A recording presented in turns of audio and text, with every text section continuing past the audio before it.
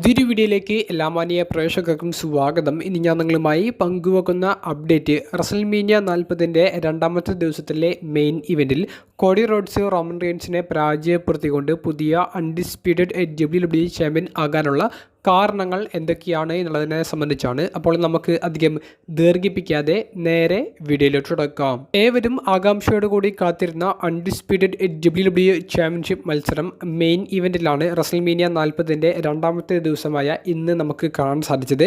ചാമ്പ്യനായ Roman Reigns Cody റോഡ്സിനെതിരെ bloodline rules എന്ന് പറയുന്ന ഒരു സ്പെഷ്യൽ ഗിമിക് മത്സരത്തിലൂടെയാണ് ടൈറ്റിൽ ഡിഫെൻഡ് ചെയ്തത്. എന്തുകൊണ്ടും റോമൻ റെയിൻസിന് ഒരു ആധിപത്യം കൊടുക്കുന്ന ഒരു റൂൾസ് തന്നെയായിരുന്നു ബ്ലഡ് ലൈൻ റൂൾസ് എന്ന് പറയുന്നത്. അതുകൊണ്ട് തന്നെ മത്സരത്തിൻ്റെ സ്റ്റാർട്ടിങ്ങിൽ തന്നെ ടേബിളും കെൻഡോസ്റ്റിക്കൊക്കെ ഇരു റെസ്ലേഴ്സും ഉപയോഗിക്കുന്നത് നമുക്ക് കാണാൻ സാധിച്ചു. മത്സരത്തിൻ്റെ സ്റ്റാർട്ടിങ്ങിൽ റോമൻ റെയിൻസിനാണ് കുറച്ച് ആധിപത്യം നേടിയെടുക്കാൻ സാധിക്കുന്നത്. പിന്നീട് മത്സരം ക്രൗഡിൻ്റെ ഇടയിലേക്ക് പോകുന്നുണ്ട്. പിന്നീട് റിങ്ങിലേക്ക് വരുന്നു. മത്സരത്തിൽ എടുത്തു പറയേണ്ടത് റോമൻ റെയിൻസ് ഇതുവരെ ചെയ്യാത്ത കുറച്ച് പുതിയ മൂവ്സ് അദ്ദേഹം ട്രൈ ചെയ്തിട്ടുണ്ട്. അതിൽ മികച്ച രീതിയിൽ അദ്ദേഹത്തിന് എക്സിക്യൂട്ട് ചെയ്യാൻ സാധിച്ചിട്ടുണ്ട് എന്നുള്ളതും പോസിറ്റീവായി നമ്മൾ പറയേണ്ട കാര്യമാണ്.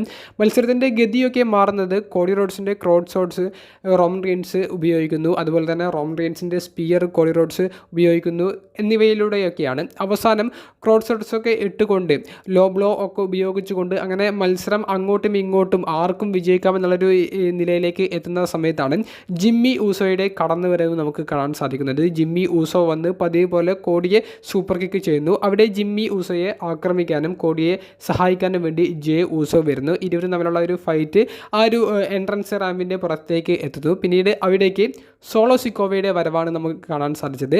പിന്നീടാണ് സാക്ഷാൽ ജോൺസിന വന്ന് സോളോ സിക്കോവയെ നേരിടുന്നതും കോഡി റോഡ്സിനെ സഹായിക്കുന്നതും. എന്നാൽ ജോൺസിനൊക്കെ പോലും അടിപതറുന്ന രീതിയിൽ ദി റോക്കിൻ്റെ ഒരു വരവാണ് പിന്നീട് നമുക്ക് അവിടെ റിങ്ങിൽ കാണാൻ സാധിച്ചത്.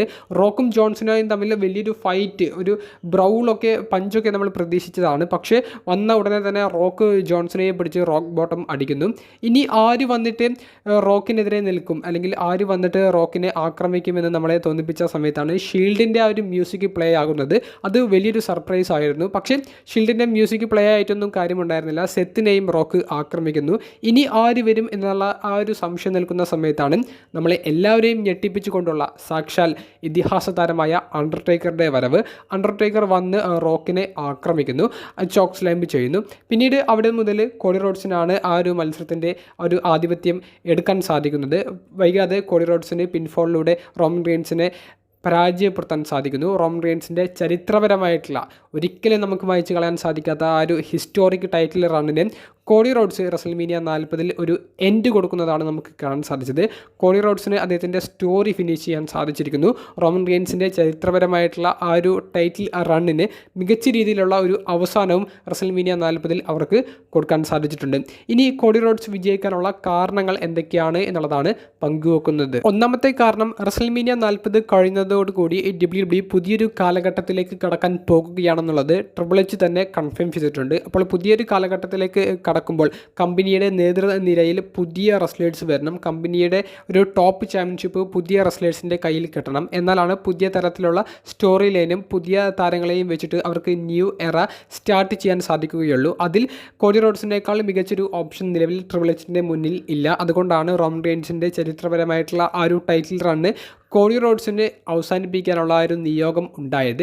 അതാണ് കോഡി റോഡ്സിൻ്റെ വിജയത്തിലേക്ക് നയിച്ച മുഖ്യ കാരണമെന്ന് പറയാനുള്ളത്. രണ്ടാമത്തെ കാരണം റോമൻ റെയിൻസിൻ്റെ ഈ ചരിത്രപരമായിട്ടുള്ള ടൈറ്റിൽ റണ്ണിൽ അദ്ദേഹത്തിന് നേടാൻ സാധിക്കുന്നതെല്ലാം അദ്ദേഹം നേടിക്കഴിഞ്ഞു. എല്ലാ റെക്കോർഡുകളും അദ്ദേഹത്തിൻ്റെ പേരിലാക്കി കഴിഞ്ഞു. ഇനി ഈ ഒരു ടൈറ്റിൽ വെച്ചിട്ട് റോമൻ റെയിൻസ് എന്ത് ചെയ്യാൻ എന്നുള്ള വലിയൊരു ചോദ്യം ബാക്കിയുണ്ട്.